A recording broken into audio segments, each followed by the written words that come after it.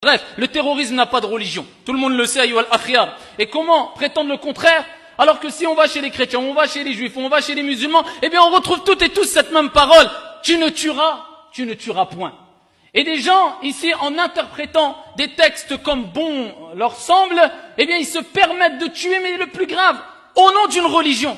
Et c'est ce qui nous met hors de nous, l'il asafi shadid, malheureusement, avec le plus grand des regrets.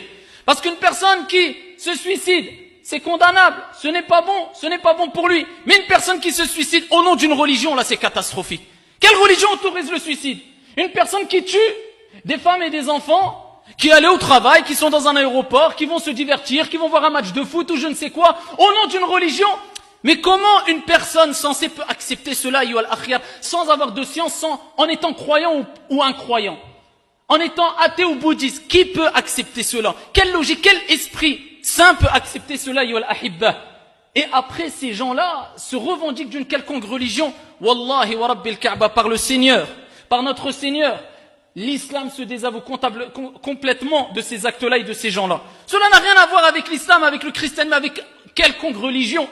Une personne censée, eh bien, sait qu'il ne doit pas faire du mal. Tu vas voir un musulman, un non-musulman, un juif, un chrétien, peu importe. Tu lui dis, est-ce que le mal est bien?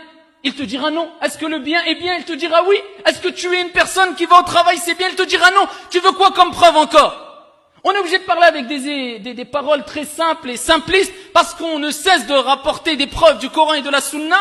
Eh bien, il y a des gens qui, je pense que c'est mieux de leur parler avec des paroles simples. Parce qu'ils décrochent rapidement quand on rentre un peu dans la science légiférée.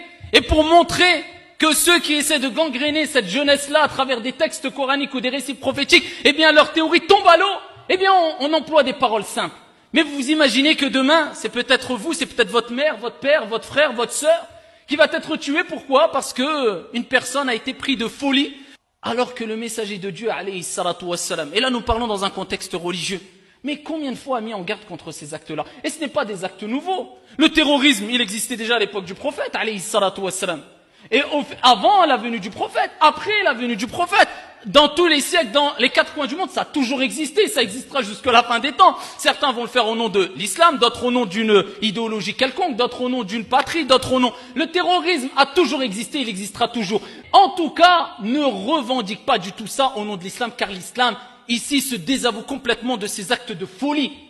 Et ça n'a rien à voir avec cette religion, alors que nous savons toutes et tous que Dieu a dit dans le Coran, وَمَا أَرْسَلْنَاكَ إِلَّا رَحْمَةً لِلْعَالَمِينَ. Elle est où cette miséricorde? Dieu ne dit pas dans le Coran, quand il parle du prophète, nous t'avons certes envoyé en tant que miséricorde pour l'humanité. Mais je ne comprends pas.